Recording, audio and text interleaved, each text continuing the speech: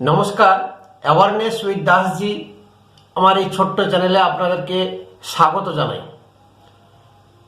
যেভাবে এসআইয়ের প্রক্রিয়া চলছে, আদৌ কি আগামী 2 মাসের মধ্যে শেষ হবে?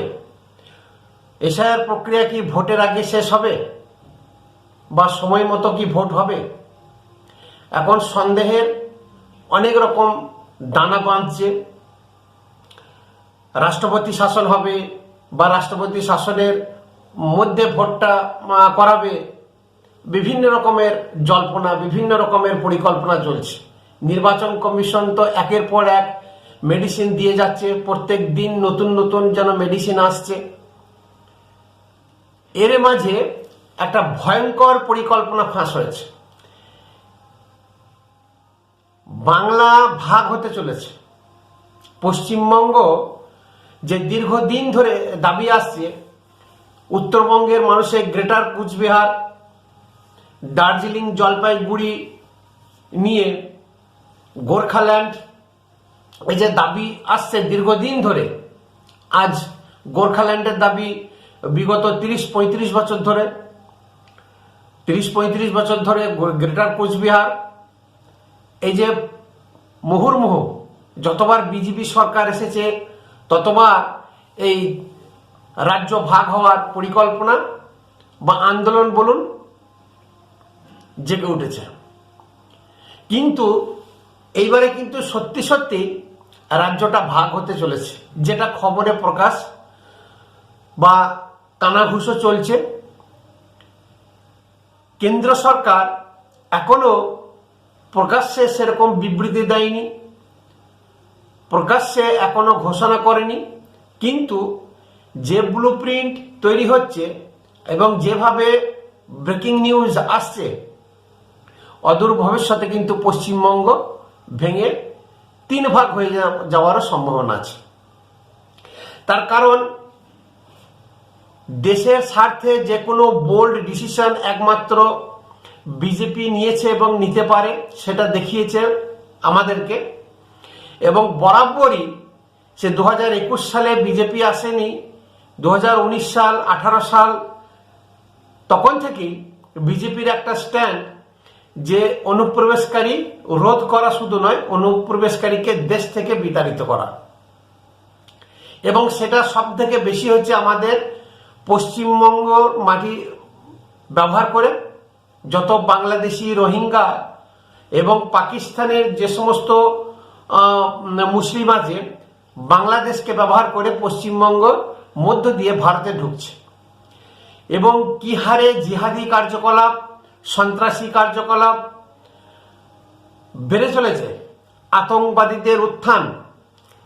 পাকিস্তান যত নিষিদ্ধ গোষ্ঠী আছে, ইসলামী গোষ্ঠী আছে, তারা এখন ভারতে প্রবেশ করছে পশ্চিমবঙ্গকে ব্যবহার করে, বাংলাদেশের মাটিকে ব্যবহার করে। প্রতিনিয়ত থ্রেড, চিকেন নেক আমরা কেটে নেব। বাংলাদেশ থেকে আজকে বিগত 1.5-2 বছর ধরে যে মৌলবাদ শুরু হয়েছে, তারা কথায় কথায় ওপেন, একটা সামান্য কলেজ স্টুডেন্ট পর্যন্ত হুমকি দেয় ভারতকে যে 7 সিস্টার্স কেটে আলাদা করে নেবে, ভারতকে ভেঙে টুকরো টুকরো করে দেবে। তার একটাই পথ, সেটা হচ্ছে চিকেন নেক শিলিগুড়ি করিডোর। এই শিলিগুড়ি করিডোরটাকে যদি বন্ধ করে দেওয়া যায়, তাহলে পূর্ব ভারতটা সম্পূর্ণভাবে ভারতের সঙ্গে সত্যি করে বিচ্ছিন্ন হয়ে যাবে। এটা একটা বিশাল থ্রেট, ভারতবর্ষে এত বড় বিশাল একটা দেশ, এবং সেই যে আমাদের বর্তমান পশ্চিমবঙ্গের শাসক খোলা ছুট দিয়ে রেখেছে, মালদা, মুর্শিদাবাদ, দিনাজপুর থেকে যত অনুপ্রবেশকারী ঢুকছে, সেখানে দেখরেখ বা কোনো রকমের তদারকি নেই। সম্পূর্ণ বিএসএফ এর হাতে ছেড়ে দেওয়া বা একটুকু বয়ানবাজি করে দেওয়া, এটা আমাদের কাজ না। এই চিকেন নেক বা শিলিগুড়ি করিডোর শুধুই যে বাংলাদেশ থ্রেট দিচ্ছে তা নয়, চীনেরও কিন্তু নেক নজরে পড়ে আছে। চিকেন নেকটা বাংলাদেশ, নেপাল এবং ইন্টারন্যাশনাল যে সীমা রয়েছে, ঠিক সেইখানে চায়না কিন্তু ঢুকে পড়েছে এবং এটা ভারতের পক্ষে বিশাল একটা চ্যালেঞ্জিং জায়গা। এই যে রাজ্য সরকার দেখছে না, রাজ্য সরকার যে উদাসীন মনোভাব নিয়ে রাজ্যটাকে চালাচ্ছে, দেশের প্রতি তার কোনো টান নেই, দেশের প্রতি কোনো চিন্তা নেই, সেটা কিন্তু কেন্দ্র সরকার অনেক আগেই বুঝে গেছে। তাছাড়া উত্তরবঙ্গ যে আলাদা হতে চাইছে, গ্রেটার কোচবিহার, এই আন্দোলন দীর্ঘদিনের ও বহুবার কেন্দ্র সরকারের কাছে তাদের মতামত প্রকাশ করেছে। এবং শুধু তাই নয়, বিহারের মিথিলা অঞ্চল যেটা আছে, যখন ঝাড়খণ্ড বেরিয়ে এলো বিহার থেকে, তখনও কিন্তু দাবি উঠেছিল যে মিথিলা অঞ্চল তৈরি করতে হবে। এই যে সীমাঞ্চল, নেপাল পুরো বর্ডার, বিহার উত্তরপ্রদেশের ঘেঁষা নেপালের যে বর্ডার এবং আমাদের পশ্চিমবঙ্গ, এই যে বিশাল একটা এরিয়া যেটাকে সীমাঞ্চলও বলা হয়, এই সীমাঞ্চলের মধ্যে টোটাল 8টি জেলা পড়ছে এবং এই 8টি জেলাতেই ডেমোগ্রাফি সম্পূর্ণভাবে চেঞ্জ হয়ে গেছে। যেখানে জনসংখ্যা, লোক সংখ্যা যত বাড়া দরকার তার 3 গুণ সেখানে জনসংখ্যা দেখা যাচ্ছে। ডেমোগ্রাফিক চেঞ্জ হচ্ছে, সন্ত্রাসী কার্যকলাপ বৃদ্ধি পাচ্ছে, আমাদের হিন্দু সম্প্রদায়ের মানুষের ঘাটতি হচ্ছে, মুসলিম সংখ্যা অধিষ্ঠিত বেশি হচ্ছে এবং প্রতিনিয়ত জায়গা জমি নিয়ে ঝামেলা। সব থেকে বড় ব্যাপার হচ্ছে যে হিউম্যান ট্রাফিকিং এই রাস্তা দিয়েই হয়। ড্রাগ প্যাডেলিং, ড্রাগের যত ধান্দা, যত রকমের মাদক দ্রব্য, যত রকমের অস্ত্রশস্ত্র কারবারি, আরডিএক্স বলুন বা যত সন্ত্রাসী কার্যকলাপ, ঘুষপেটিয়া, অনুপ্রবেশকারী, এই রাস্তা দিয়েই হয় এবং এই অঞ্চলগুলোতেই সব থেকে প্রভাব বিস্তার করে। কয়েকদিন আগে স্বরাষ্ট্রমন্ত্রী অমিত শাহ বিহারে এই সীমাঞ্চল লাগোয়া মিটিং করেছেন। শুধু মিটিং না, ওখানে গোপন একটা ব্লুপ্রিন্ট তৈরি হয়েছে। সেখানে ডিএম, এসডিও, যত উচ্চ পদাধিকারী অফিসার আছেন, পুলিশ অফিসার, সবাইকে নিয়ে এবং নিজে মানে সরেজমিনে তদন্ত করেছেন, দেখেছেন এবং সেই 3 দিন সেখানে কাটানোর পরে আবার পশ্চিমবঙ্গে এসছেন। এই যে ঘন ঘন পশ্চিমবঙ্গ যাত্রা, আমরা ভেবেছিলাম বা আমরা বলছিলাম যে হয়তো ভোট প্রাককালে এত ঘন ঘন যাওয়া আসা হচ্ছে, ভোট তো আছেই, তার সঙ্গে ওনার কিন্তু মেন চিন্তাভাবনা ওই সীমাঞ্চল নিয়ে। এইভাবে যে এত প্রসেস চালাচ্ছে, রাজ্য সরকার কি জানে না? নিশ্চয়ই জানে। তার রাজ্য সরকার এর আগে যখন বলছিল যে বাংলাকে ভাগ হতে দেব না, আমার বুকের ওপর দিয়ে গাড়ি চালিয়ে যাও, ঠিক আছে, আমি শুয়ে পড়বো, কিন্তু পশ্চিমবঙ্গকে ভাগ হতে দেব না। তাহলে এই পশ্চিমবঙ্গ যে ভাগ হচ্ছে ভেতরে ভেতরে, এই খবর কিন্তু দিদিমণির কাছে আছে, তারপরেও উনি কিন্তু চুপচাপ। এর মধ্যে রহস্য অনেকখানি। তার কারণ হচ্ছে উনি চেষ্টা করলেও আর বাধা দিতে পারবেন না। রাজ্যের অনুমতি দরকার একটা রাজ্যকে ভাগ করতে গেলে, আবার রাজ্যের অনুমতি না নিয়েও কেন্দ্র সরকার কিন্তু নিজের সুরক্ষা, নিজের দেশের ডেমোগ্রাফি, এই সমস্ত টোটাল ব্যাপারটা চিন্তা ভাবনা করে, নিজের সিকিউরিটি, দেশের সিকিউরিটির কথা চিন্তা করে উনি কিন্তু কোনো রাজ্যকে ভেঙেও দিতে পারে, কোনো এক রাজ্য অন্য রাজ্যের সঙ্গে জুড়েও দিতে পারে, আবার ইউনিয়ন টেরিটরি বা কেন্দ্রশাসিত অঞ্চল হিসাবেও সেই জায়গাটাকে তৈরি করতে পারে। তো এমনও হতে পারে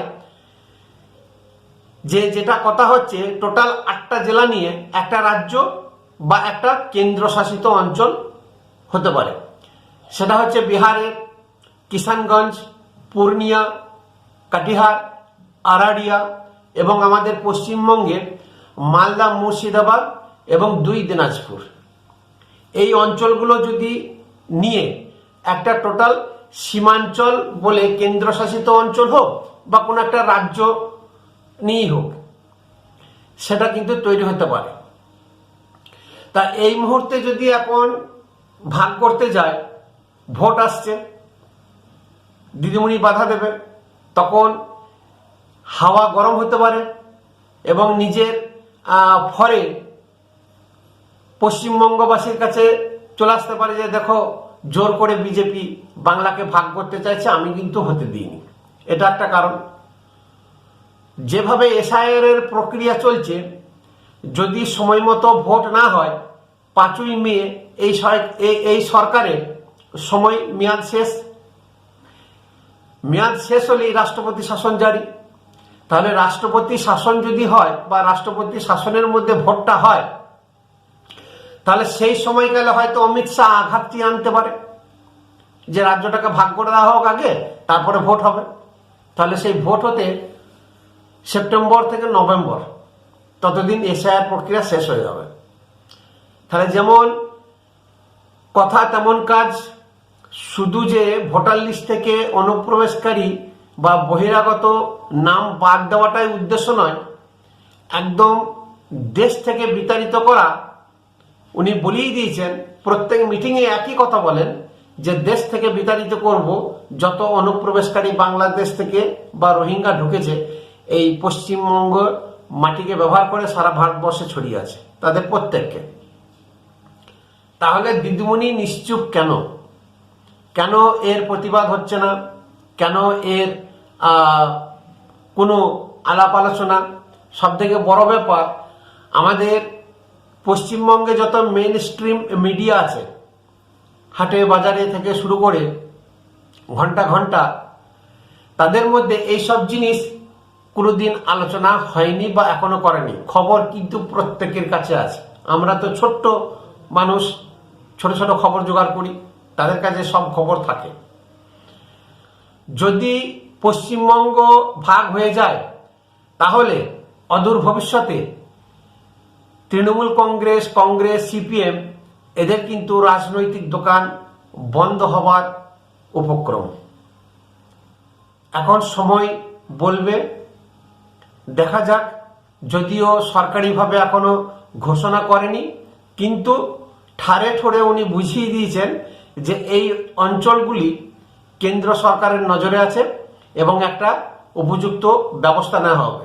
দেখুন, যত সন্ত্রাসী কার্যকলাপ মুর্শিদাবাদে গত 1 বছর ধরে কিভাবে চলছে, বাংলাদেশে নয়, সেখানে সংখ্যালঘু হিন্দু তাদেরকে মেরে পিটিয়ে আগুন লাগিয়ে মেরে ফেলছে, ঘর বাড়ি জ্বালিয়ে দিচ্ছে, দখল করছে। ভারতের মতন দেশেও এখানে সেম ওই বাংলাদেশিরাই মুর্শিদাবাদে হিন্দুদেরকে বিতাড়িত করছে। তাহলে নিজের দেশে যদি হিন্দু সুরক্ষিত না হয়, তাহলে ভিন দেশে কি করে সে সুরক্ষিত থাকবে? এসব অনেক কিছু আছে দেশের সুরক্ষার ব্যাপার। তারপর অজিত ডোভাল আপনার মুহুর্মুহু ভিজিট করে গেছেন। এই ব্লু প্রিন্ট আজকের নয়, আমরা দেখব, আপনারা দেখুন ঠিক কোন সময় কোন ঘটনা ঘটতে পারে, ভোট আদৌ সময়ে হয় কি হয় না। নমস্কার।